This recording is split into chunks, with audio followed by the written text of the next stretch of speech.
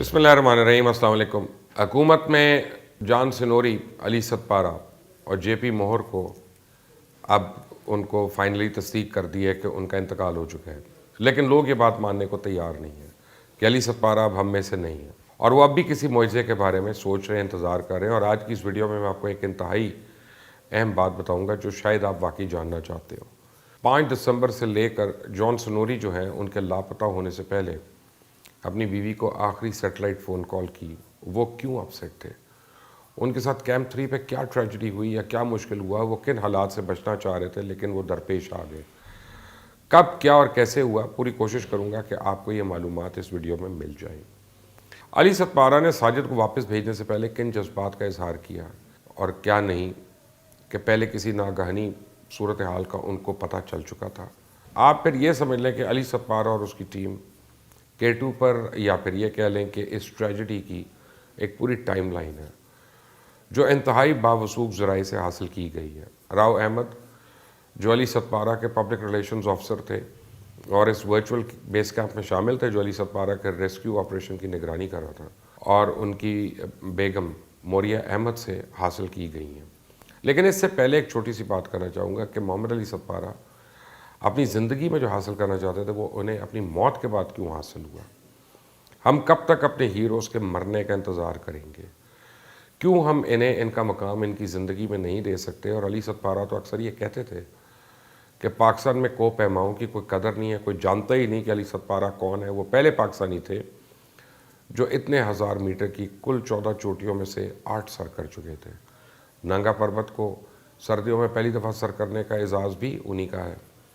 ہمیں اپنے ہیروز کو اس وقت عزت دینی چاہیے جب وہ زندہ ہوں، ان کے خواب پورے کرنے کے لیے ان کی مدد کریں، انہیں اسپانسر کریں تاکہ دنیا میں اپنے ملک کا نام روشن کریں۔ ہمیں مقامی ایڈونچرز یا ایڈونچر کلبز، رائٹرز، شاعر، سماجی کارکنان اور فنکاروں کی مدد کرنے کی ضرورت ہے، کیونکہ بہت کم لوگ ایسے ہوتے ہیں جو علی ستپارہ کی طرح مشکل وقت میں بھی اپنے خوابوں کی تعبیر کو ترجیح دے پاتے ہیں اور اپنی پہچان بنانے میں کامیاب ہو جاتے ہیں۔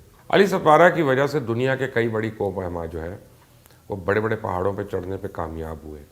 علی ستپارہ انہیں انتہائی مشکل راستوں میں رسیاں باندھ کر دیتے تھے جن کی مدد سے وہ اس پہ چڑھنے میں کامیاب ہوتے تھے۔ انہوں نے اپنی دنیا خود پیدا کی، اور محمد علی ستپارہ کے بیٹے مظاہر حسین نے BBC کو بتایا کہ میرے ابو جو تھے وہ حوصلے کا ایک پہاڑ تھے۔ کوہ پیمائی کی ہر مہم پہ جانے سے پہلے امی اور ہم لوگوں سے ہنستے مسکراتے مل کر جاتے اور تسلی دیتے کہ سب ٹھیک ہوگا۔ وہ کہتے تھے کہ بس تم لوگوں نے پریشان نہیں ہونا بلکہ ہر صورتحال کا سامنا کرنا ہے۔ K2 مہم پہ جانے سے پہلے بھی انہوں نے ہم سے یہی کہا تھا۔ علی ستپارہ بچپن میں تو کھیتی باڑی اور مویشی سنبھالتے تھے، پھر پورٹر کا کام شروع کیا اور انہیں 25 کلو سامان اٹھانے کا روزانہ $3 ملتا تھا، اور وہاں سے انہوں نے پروفیشنل کوہ پیمائی کا سفر آغاز کیا۔ اب ان کی ٹیم جان سنوری 5 دسمبر کو K2 کے بیس سے پہنچے، تو جہاں سے انہوں نے لائن فکس کرنا شروع کی، اور ان کے وہاں پہنچنے کے 3 ہفتے کے بعد نرمل جی اپنی ٹیم کے ساتھ وہاں پہنچ گئے اور انہوں نے کیمپ 2 پر لائن فکس کی۔ اس ونٹر K2 سمٹ میں 30 کے قریب لوگ بیس کیمپ پہ پہنچ چکے تھے۔ اب میں آپ کو آگے بتاؤں گا کہ 4 فروری کی شام جان سنوری نے اپنی بیوی سے آخری بات کیا کی اور ان کے ساتھ کیا وہ مشکل پیش آئی کہ وہاں کئی لوگوں کو صحت کے مسائل پیدا ہو چکے تھے۔ 16 جنوری K2 پر ویدر ونڈو بہت اچھی تھی، اور یہی وجہ تھی نیپالی شرپا کمیونٹی کے کوہ پیماؤں نے پہلی دفعہ K2 ونٹر سمٹ کیا، اور جب وہ واپس آئے تو ان کے ساتھیوں کو شدید فروسٹ بائٹ ہو چکا تھا۔ اس دوران اٹلی کے کوہ پیما سرجی منگوٹے جو تھے وہ رسی چینج کرتے ہوئے اپنی جان کی بازی ہار گئے۔ جان سنوری کو 22 جنوری کو ایک ویدر رپورٹ ملی کہ 23 سے لے کے 25 جنوری تک اچھی ویدر ونڈو مل سکتی ہے۔ اب جان سنوری اور علی ستپارہ نے اس موقع سے فائدہ اٹھانے کا فیصلہ کیا، چنانچہ وہ 23 جنوری کی رات کو 11 بجے وہاں سے نکلے اور 7500 میٹر کی بلندی پر اچھے موسم کا انتظار کرتے رہے، لیکن وہ ایک فیک ویدر ونڈو تھی اور موسم اور ہوائیں بہت خوفناک ہو گئیں، اور اس لیے انہیں 25 جنوری کو واپس آنا پڑا۔ اس کے بعد انہیں پتہ چلا کہ دوسری ویدر ونڈو 2 سے 6 فروری کے درمیان ہے، اور یہ سمٹ کے لیے پرفیکٹ ونڈو ہے۔ اور اس سارے عرصے کے دوران وہ خود کو ایکلیمیٹائز ہونے کے ساتھ ساتھ 20 کے قریب اٹیمپٹس کر چکے تھے۔ وہ اوور کراؤڈڈ ماحول میں اوپر نہیں جانا چاہتے تھے۔ 2 فروری کو علی ستپارہ کی برتھ ڈے تھی، اور اسے 3 فروری کو انہوں نے صبح 4 بجے زیادہ کراؤڈ سے بچنے کے لیے نکلنے کا فیصلہ کیا اور 4 فروری کی دوپہر وہ بیس 3 کے کیمپ پر پہنچ گئے. لیکن بدقسمتی سے جب وہ اوپر بیس کیمپ 3 پر پہنچے تو وہی ہوا جس کا ڈر تھا. وہاں 20 سے 25 کے قریب کلائمبرز پہلے سے موجود تھے اور وہ تمام کو پیما جنہوں نے K2 سر کرنے کی کوشش کی وہ کامیاب نہیں ہوئے اور وہاں پر واپس آنے کے لیے موجود تھے اور آ رہے تھے واپس. 4 فروری کی شام جان سنوری نے اپنی بیوی کو سیٹلائٹ فون پر کال کی اور اسے بتایا کہ وہ اچھا فیل نہیں کر رہے, لیکن انہوں نے کہا کہ اب وہ ٹھیک ہے اور زیادہ آرام نہیں کر سکے کیونکہ وہ رش بہت ہے اور ان کے پاس جو ٹینٹ تھا اسے 3 مزید لوگوں نے آنا تھا, اس لیے اس میں آرام کرنا ممکن نہیں تھا. لیکن انہوں نے اپنے فون بند کرنے سے پہلے اپنی بیوی کو کہا کہ اب وہ ٹھیک ہے اور پرجوش ہے اور سمٹ پش کے لیے تیار ہے. 4 فروری کی رات 12 بجے یعنی 12:01 پہ 5 فروری ہو چکا تھا, انہوں نے آگے نکلنے کا فیصلہ کیا. انہوں نے 5 فروری کی دوپہر K2 کی چوٹی پہ پہنچنا تھا اور وہیں سے انہوں نے کال کرنی تھی. JP مور کے ساتھی اوپر جانے کے لیے تیار نہیں تھی, اس لیے اس نے اپنی ٹیم میٹ کے بغیر علی ستپارہ اور جان سنوری کے ساتھ نکلنے کا فیصلہ کیا. اور بہت سے کلائمبرز نے آگے جانے کا فیصلہ اس لیے نہیں کیا کیونکہ وہاں سردی بہت زیادہ تھی, آرام کرنے کے لیے ٹینٹس نہیں تھے اور شارٹیج آف آکسیجن سپلائی بھی تھی. میں نے آپ کو پہلے ایک ویڈیو بتایا کہ 4 فروری کی رات بیس کیمپ 3 پر کیا ہوا, اس کی ساری تفصیل آپ کو بتائی اور اس میں نے آپ کو بتایا تھا کہ علی ستپارہ پہ فلم بنانے والے ایلیا شکلی نے ریڈیو ٹرانسمیشن پر آواز سنی کہ this man is going to kill himself. یقیناً JP مور کے ساتھی تھی جو اوپر نہیں جانا چاہتی تھی, لیکن JP مور K2 سر کرنے کے لیے پرعزم تھا اور اپنی ٹیم کے بغیر نکل گیا. ایلیا شکیلی بھی آکسیجن سلنڈر کی کمی کی وجہ سے واپس آ گیا اور علی ستپارہ اور جان سنوری کو آگے اکیلے جانا پڑا. رات 12 بجے نکلنے کے بعد صبح 10 بجے وہ باٹل نیک پہ تھے. اب راؤ احمد کی بیوی موریہ احمد کے مطابق علی ستپارہ اور جان سنوری آکسیجن یوز کر رہے تھے جبکہ ساجد ستپارہ اور JP مور آکسیجن استعمال نہیں کر رہے تھے, ان کے پاس پلانٹ نہیں تھا.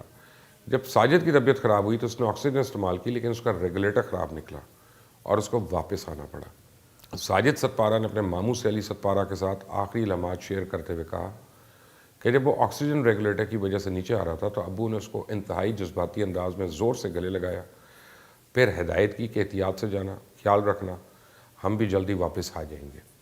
اور جب ساجد نیچے اتر رہا تھا تو علی ستپارہ کافی دیر تک اسے نیچے اترتے ہوئے دیکھتے رہے. شاید علی ستپارہ کی چھٹی حس نے انہیں کسی ناگہانی آفت سے وقت سے پہلے ہی خبردار کر دیا تھا. لیکن جب ساجد واپس مڑا تو سورج نکلا ہوا تھا اور علی ستپارہ اور دیگر ساتھیوں کی پیس ٹھیک تھی اور سب کچھ اچھا چل رہا تھا. دوپہر 3 سے 4 بجے ساجد بیس کیمپ 3 پر پہنچ گیا, لیکن بیس کیمپ مسلسل علی ستپارہ, JP مور اور جان سنوری سے رابطہ کرنے کی کوشش کر رہا تھا, لیکن اب ان سے رابطہ نہیں ہو پا رہا تھا. یہ سب سوچ رہے تھے کہ شاید رات تک وہ بیس کیمپ پہنچ جائے, ان کی بیٹری سردی کی وجہ سے ڈرین نہ کر گئی ہو. ان کے پاس ٹریکنگ ڈیوائس کے علاوہ 2 سیٹلائٹ فونز بھی تھے جن سے رابطہ نہیں ہوا. لیکن شام 7 بجے طوفان شروع ہو گیا اور موسم شدید خراب ہو گیا. اوپر سے رات 10 بجے پاکستانی میڈیا نے خبر چلا دی کہ علی ستپارہ نے سردیوں میں K2 سر کر لیا. رات کو ساجد کو کہا گیا کہ وہ تھوڑا باہر جا کے آثار دیکھے کہ کوئی لائٹ یا کوئی اور چیز دور سے نظر آئے, لیکن چند سو میٹر کے علاوہ اور کچھ نظر ہی نہیں آ رہا تھا اور بیس کیمپ سے چیزوں کا اندازہ لگانا بہت مشکل تھا. دوسری طرف واپس آتے ہوئے ڈاکٹر ایٹناس جو ہیں وہ گر کر جاں بحق ہو گئے کیونکہ ان کی میت کو سنبھال رہے تھے تو جو لوگ کر رہے تھے ان میں سے کچھ کو تو فراس بائٹ ہو گیا اور کوئی بھی اوپر جانے کے لیے اس وقت تیار نہیں تھا اور ایک عجیب سا ماحول بنا ہوا تھا.